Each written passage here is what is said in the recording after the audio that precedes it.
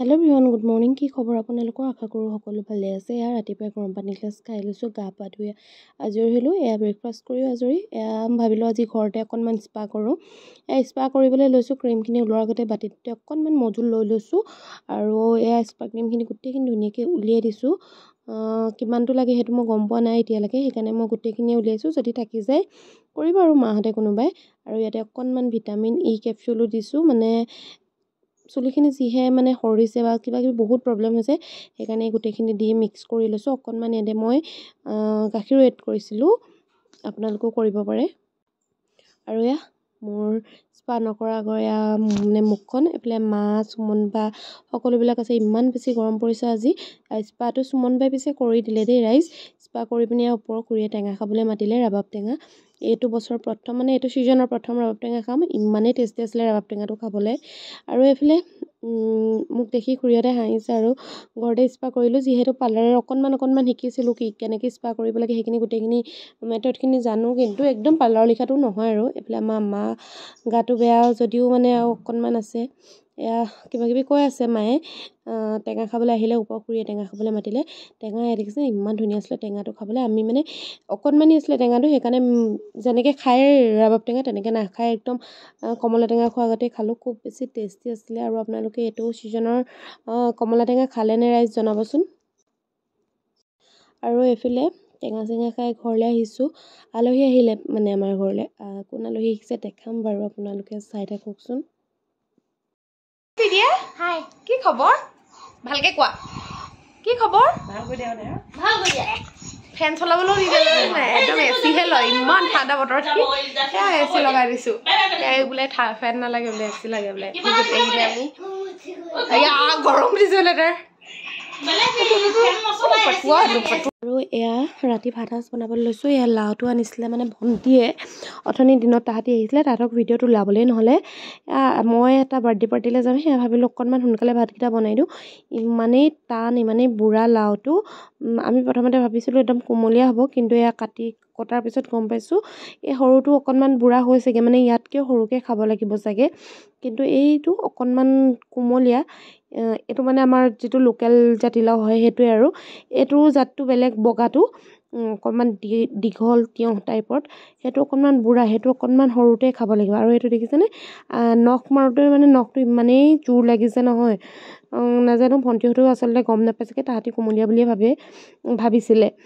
তাইক কোৱা নাই যে এয়া ভিডিঅ'তে আপোনালোকক অকণমান দেখাইছোঁ। যদি কাৰোবাৰ ঘৰত খেতি কৰিছে এইটো জাতিলাও, তেন্তে অকণমান সৰুতে খাবলৈ চেষ্টা কৰিব বা সৰুতে বিক্ৰী কৰিব। কৈ দিছোঁ, কোৱাৰ বাবে বেয়া নাপাব আকৌ দেই। এয়া সন্ধিয়া ভাতৰ বাবে যোগাৰ কৰি এয়া খুৰীয়ে মাতিলে ওপৰলৈ। খুৰীয়ে চাগু খীৰ বনাইছিলে। খুৰীয়ে বিধৰ আইটেম বনাই থাকে আৰু আমাক খাব মাতিয়ে থাকে আৰু কি ক'ব। মানে আচলতে খুৰী আমাৰ এনেকুৱা নালাগে যে ভাড়া দিয়া।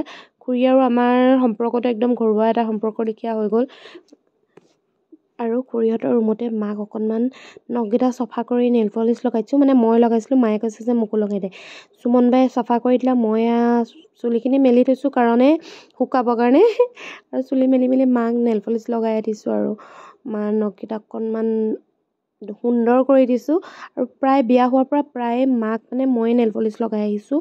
মায়ে মানে মোকে লগাবলৈ দিয়ে। যেতিয়া মই নাথাকোঁ বা মই বেলেগ কামত ব্যস্ত হৈ থাকোঁ, তেতিয়াহে মায়ে মানে নিজে লগায়। আৰু নিজে লগালে গোটেইখন একদম খলপা বমলাকৈ খলা বমাকৈ লগায় আৰু একদম ভাল নালাগে দেখিবলৈ। সেইকাৰণে মই ধুনীয়াকৈ লগাই দিওঁ। মই বাৰু ইমান ধুনীয়াকৈ নাজানো, যিখিনি পাৰোঁ সিমান ধুনীয়াকৈ লগাবলৈ চেষ্টা কৰোঁ। আৰু আপোনালোকে আশীৰ্বাদ কৰিব দেই ৰাইজ, আমাৰ এই মৰম স্নেহখিনি সদায় এনেকৈ থাকক বুলি।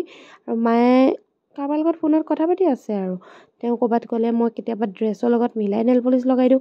আৰু তেওঁ বেছিকৈ ৰেড কালাৰটো বেছি ভাল পায়, কিন্তু আজিকালি মই যিটিখন লগাওঁ যে সেইকাৰণে মোৰ ভাগৰখিনিয়ে লগাই দিওঁ, বা সুমন বা কালাৰকে লগাই দিওঁ। তেনেকৈ মানে হাতৰ নখকেইটা ধুনীয়া কৰি, আৰু এয়া লগাই কৰি শেষ হ'ব আৰু মায়ে মানে এটা নখ অকণমান কিবা এটা কৰোঁতে বেয়া কৰি দিলে জানেনে, আকৌ সেই নখটোত লগাই আছোঁ। মায়ে জানো কাৰ লগত ইমানকৈ কথা পাতিছে, মই পিছে পাহৰি থাকিলোঁ। ভইচ অভাৰ সেইকাৰণে দিবলগীয়া আছে। মায়ে মানে কাৰোবাৰ ফ্ৰেণ্ড এগৰাকীৰ লগতে কথা পাতি আছিলে, আৰু মোৰ শেষ হৈ গ'ল, মোৰো হৈ গ'ল, মাৰো হৈ গ'ল। পিছে মোৰ হাতখনত নেইল পলিচৰ কালাৰটো একদম ধৰিবই পৰা নাই, একদম বেবী পিংক আছিলে। মাৰ হাতখনত ধুনীয়াকৈ ধৰিব পৰিছে। ফাইনেলি ওলাই ল'লোঁ এটা বাৰ্থডে পাৰ্টি খাবলৈ। একদম চিম্পুলকৈ ওলাইছোঁ, কিন্তু ইমান হেভিকৈ মেকআপ চেকআপ কৰি থাকিম আৰু। কিন্তু ফটো পনিয়া চলি কিনে চিম্পলকৈ বনাইছোঁ আৰু একদম